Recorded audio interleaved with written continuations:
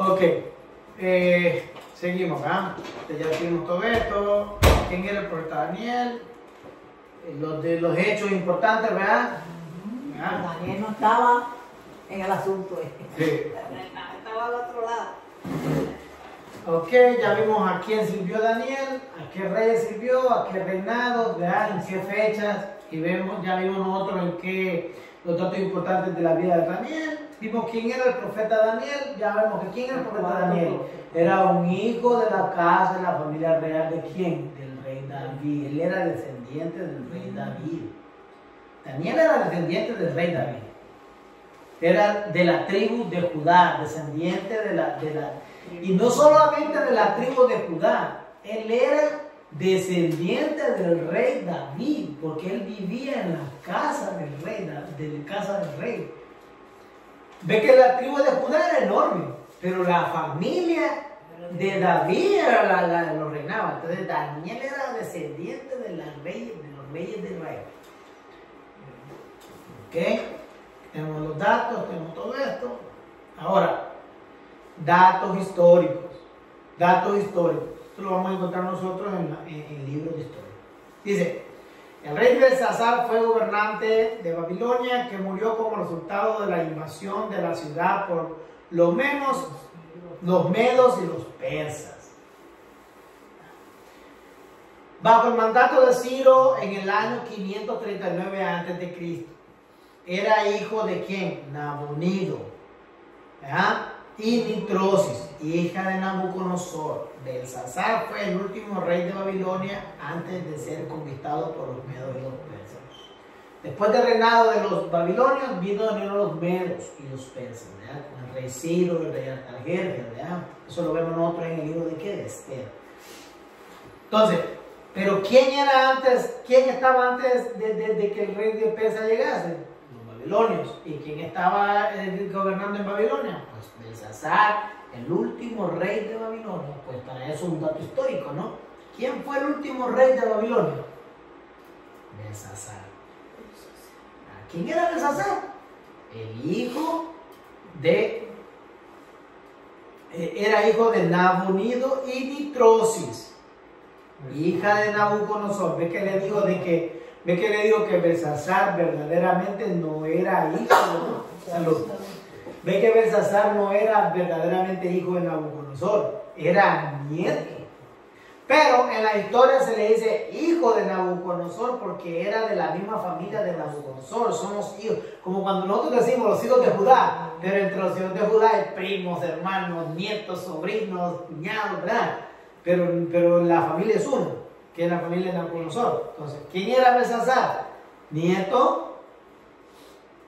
¿Quién era Belsasar? Nieto de Nabucodonosor. Belsasar fue el último rey de Babilonia antes de ser conquistado por ¿quién? Por los medos y los persas.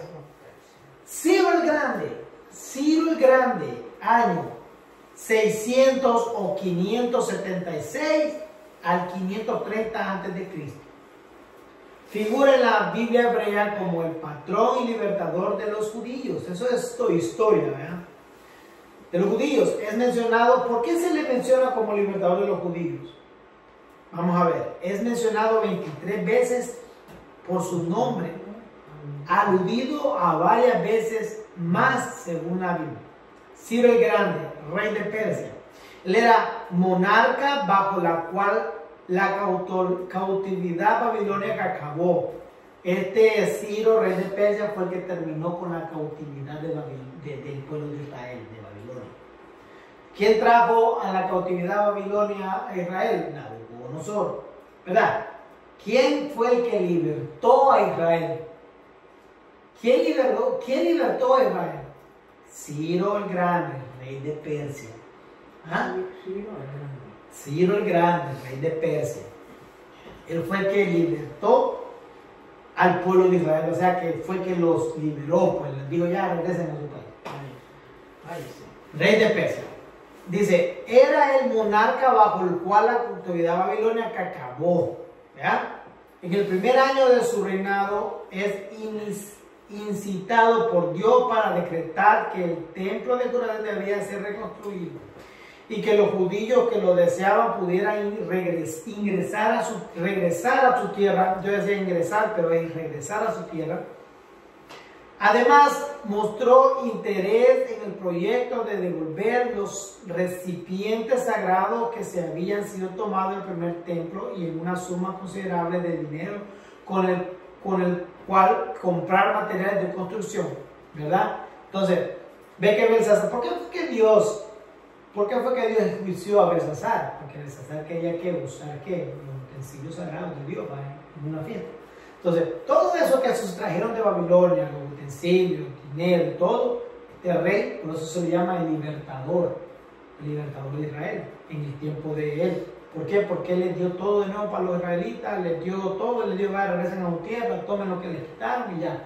Israel regresó a su tierra, a reconstruir los muros, a reconstruir los muros, a reconstruir Jerusalén, a reconstruir el templo, y se volvieron ellos. Ahora, datos de Daniel. Daniel duró en cautiverio 70 años.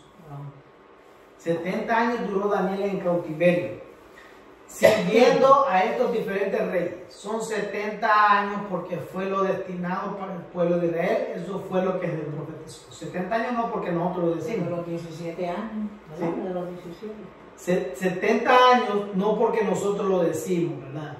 Sino 70 años porque fue lo que Dios profetizó en el libro de Isaías, cuántos años iba a estar Israel en cautiverio.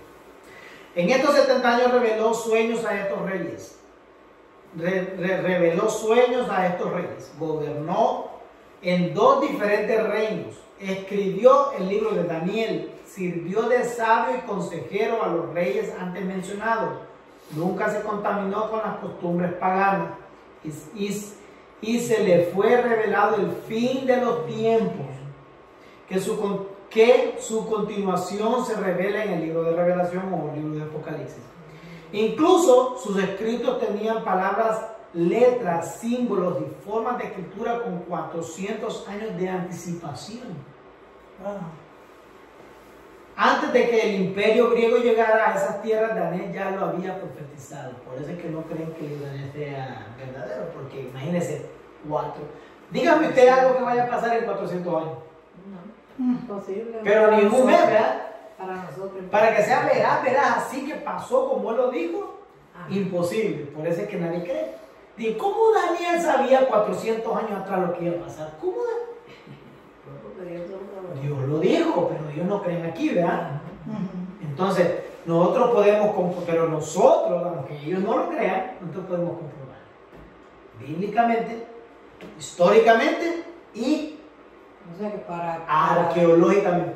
Hay que ir a la historia para comprobarle a alguien que no cree en la Biblia. ¿Cómo usted le comprueba a alguien la Biblia? Vaya a la historia. Yo lo que le leí aquí no está en la Biblia, está en la historia. Por ejemplo, ¿quién fue la que me dijo que no cree en la Biblia? Mi sobrino. Pues no, ella cree en la Biblia, ella cree en Dios y cree en la Biblia. Pero que ella cuando se va a dirigir a nosotros, ella dice que nosotros acomodamos la palabra conforme a nuestra conveniencia. Entonces, el problema de ella es que ella no quiere someterse a un régimen, no quiere someterse a una disciplina. Ella quiere vivir su vida normal. No, porque ustedes a conveniencia de ustedes, que ustedes arreglan. No, porque entonces lo significa que también es por las cosas que a ella ha pasado. No, pero lo que significa es que lo que significa es que ella quiere vivir su vida a su forma. Entonces, si usted le dice, esto está mal, pero para ella está bien, ya, tú estás tomando la Biblia para que yo crea. No, pero no, yo no creo en eso, pero usted le está diciendo la Biblia. Pero entonces quiere decir que ella no cree en la Biblia. Aunque ella diga que cree en la Biblia, ella no cree en la Biblia.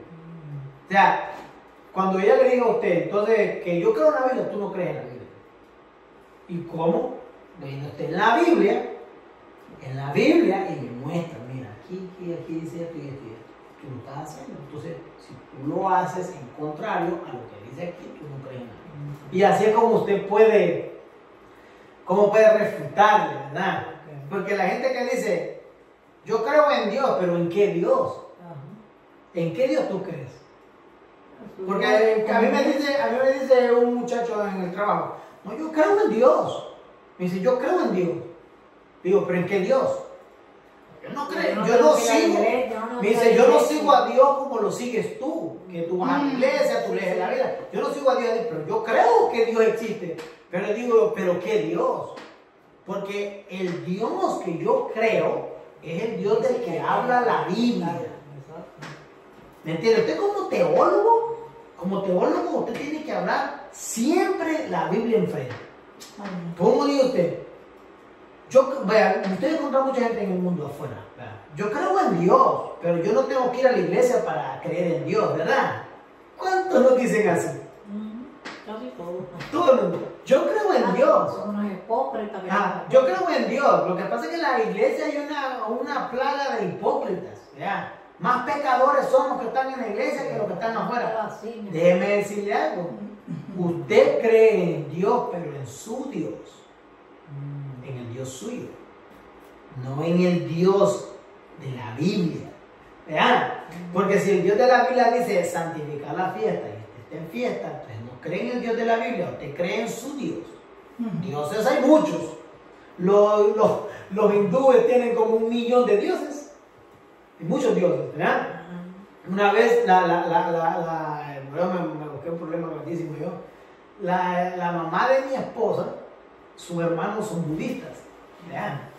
Ella es evangélica, pero nosotros evangélicos, pero los hermanos son budistas en Canadá.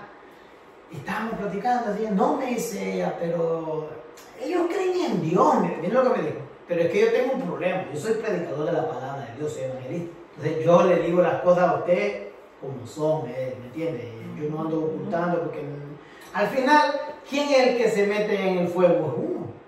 ¿Me entiende? Si yo le oculto a usted la palabra, le oculto la verdad, Dios me va a mí a juzgar por el llamado que me hizo.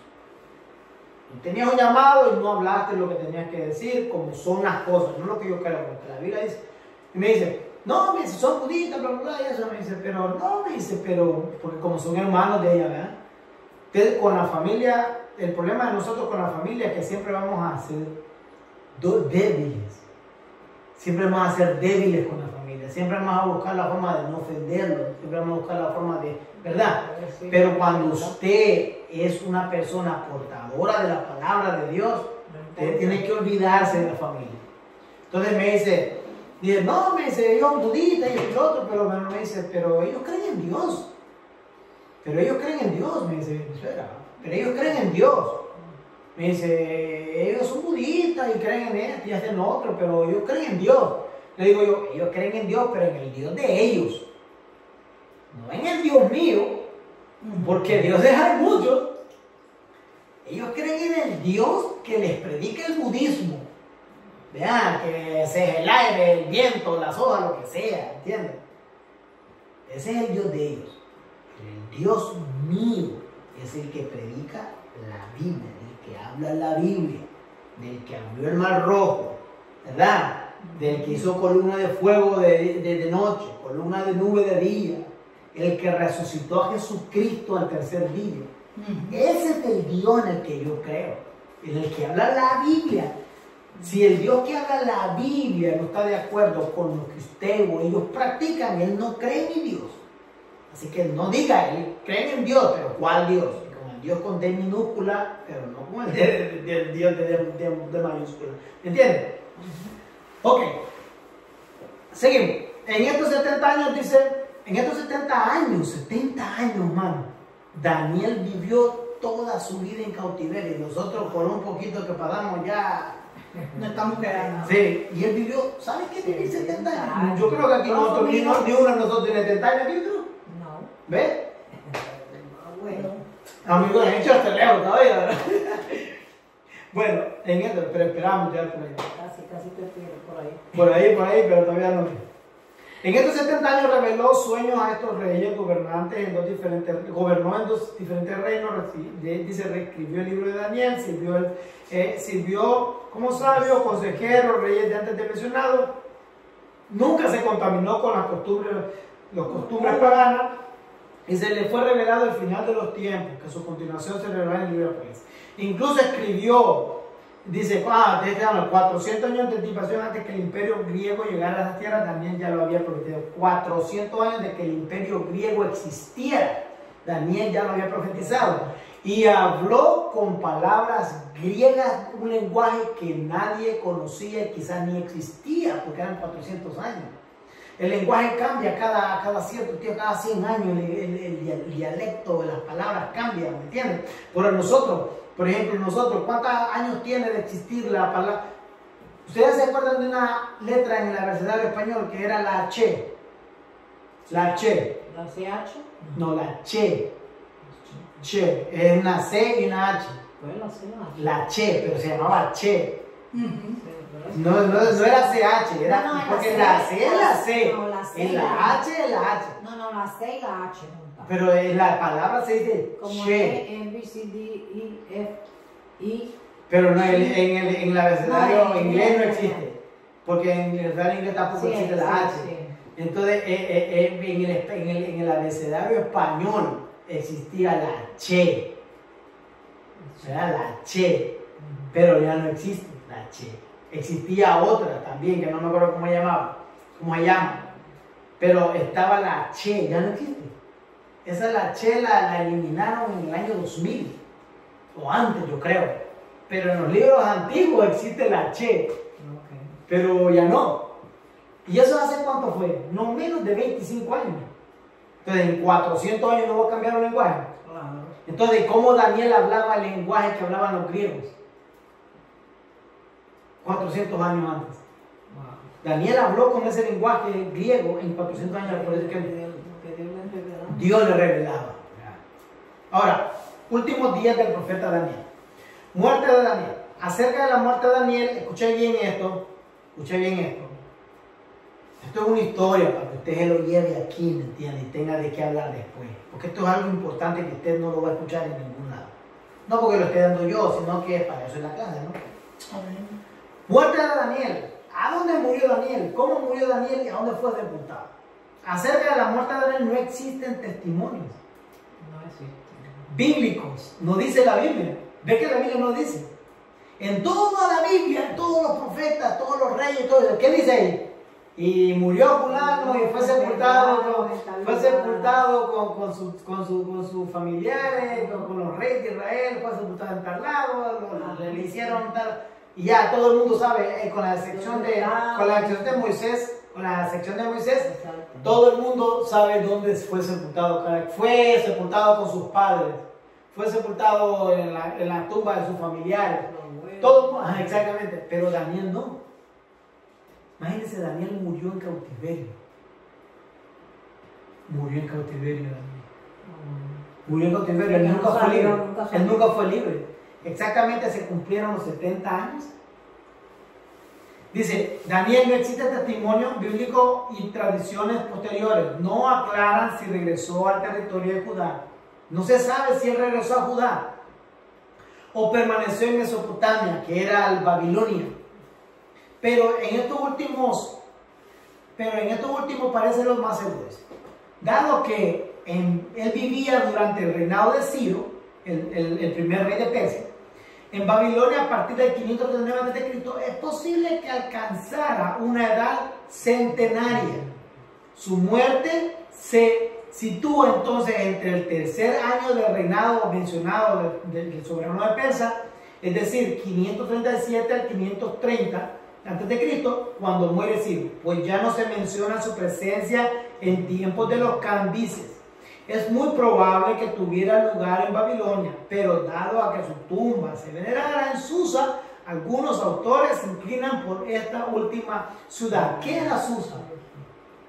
Susa era la capital de Persia. La capital de Persia. Entonces, muchos historiadores sugieren que Daniel fue sepultado en Susa. Él nunca llegó, no hay escrito, no hay testimonio, no hay nada que diga, Daniel regresó a Babilonia, regresó a Judá, regresó a donde sus padres. No dice, la Biblia no dice dónde él fue sepultado. Pero los historiadores sugieren, porque tienen que decir algo, dicen de que probablemente él nunca regresó a Judá. ¿Por qué?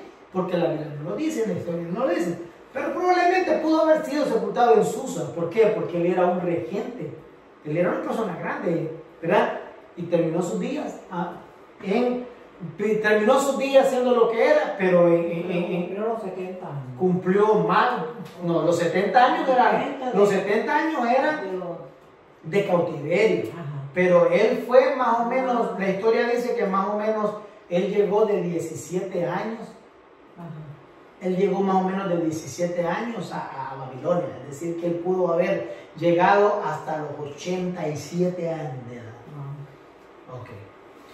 Conclusión. Ya terminamos, hay que rápido.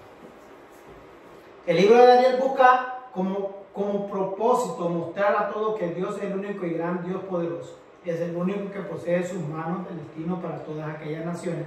Las profecías de Daniel se dividen en tres importantes secciones. Escucha bien, tres importantes secciones. Empezando por su presentación, se desarrollan sus dones de interpretación, profecías, donde podemos ver sus visiones acerca de lo que acontece en los reinos del futuro.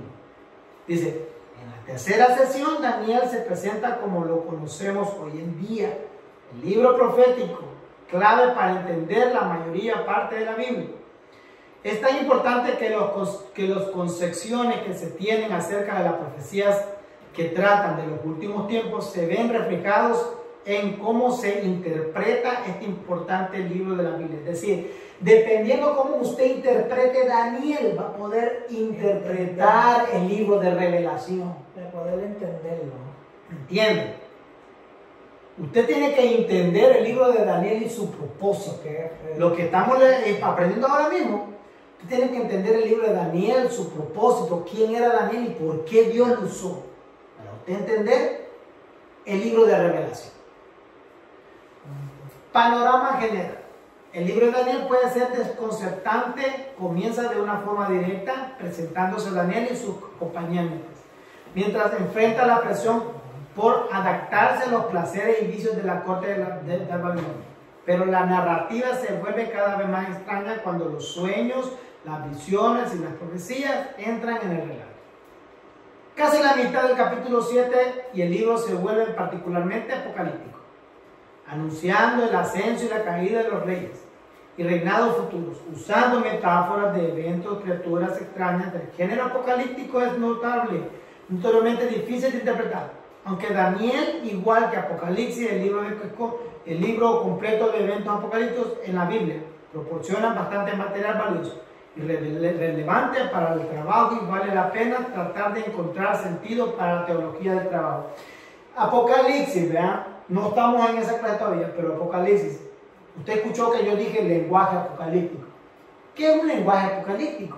Lenguaje apocalíptico es la literatura apocalíptica, más bien dicho, ¿verdad? La literatura apocalíptica. ¿Qué es la literatura apocalíptica? La literatura apocalíptica es un género literario. Un género literario que nosotros podemos leer. Como digamos, ¿cuál? Daniel. Daniel es un género apocalíptico. Revelación es un género apocalíptico. No solamente la Biblia, hay muchos libros, textos bíblicos que tienen género apocalíptico, que tienen que traer una literatura apocalíptica, ¿cómo debería de ser? Por lo general, una literatura apocalíptica tiene que hablar de hechos como los habla Daniel, de animales, de destrucciones, de cosas. Por ejemplo, les doy un ejemplo a ustedes, siempre doy este ejemplo. ¿No han escuchado ustedes, no han escuchado alguna vez ustedes, incluso en la televisión, cuando va a venir un tornado o va a venir una catástrofe? ¿Qué dicen? ¿De carácter qué? De carácter apocalíptico. Dice, es una tormenta de carácter apocalíptica. ¿Verdad? ¿Por qué dicen eso? Porque Apocalipsis es sinónimo de qué? De catástrofes. De cosas terribles. De cosas terribles. Eso es sinónimo de Apocalipsis. Con el momento vamos a ver qué significa Apocalipsis verdaderamente. Pero cuando usted habla con un lenguaje apocalíptico, Cuando Como usted va de hablar de destrucción. a hablar de destrucción, usted va a hablar con un lenguaje apocalíptico, es cuando va a hablar de destrucción, de guerra, de muerte y El esto. final del tiempo, el final del mundo. Desde que usted mete esos tipos de lenguajes así, ya usted está hablando de una forma El apocalíptica. final del mundo. Así que nosotros tenemos que sacarlo de la mente de que el libro de Apocalipsis se llama así porque es el libro de Apocalipsis. No, es por el tipo de lenguaje, Por lo que hay. por el tipo de contenido que hay. Bien, bien. Es como una novela. ¿Cómo usted sabe que es una novela de amor? ¿Cómo sabe? Las escenas. ¿Cómo sabe? Hay una pareja que se quiere, pero usted tiene que ver si es una escena, una novela de amor y traición. Una novela, ¿verdad? Porque la novela no es la novela que vemos en la tele, que la gente ve en la tele. No esa novela del Canal 4, eso no. Estamos hablando de la novela, un libro de historia que uno lee, ¿verdad? De literatura. Ok, ya entendimos ahí, ¿verdad? Estamos bien. Panorama general. El panorama general de Daniel es que Dios viene a derrotar los reinos paganos, corruptos y arrogantes en donde se encuentra exiliado su pueblo. Aunque su pueblo está sufriendo ahora, este sufrimiento fiel es uno de los medios principales por los cuales se mueve el poder de Dios. Esto les da una habilidad sorprendente de progresar en el presente y una esperanza brillante para el futuro y les permite desempeñar un rol significativo tanto en la supervivencia presente como en la promesa futura.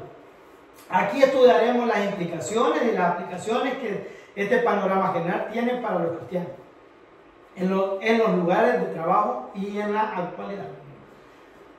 Ahora, esas son sus preguntas.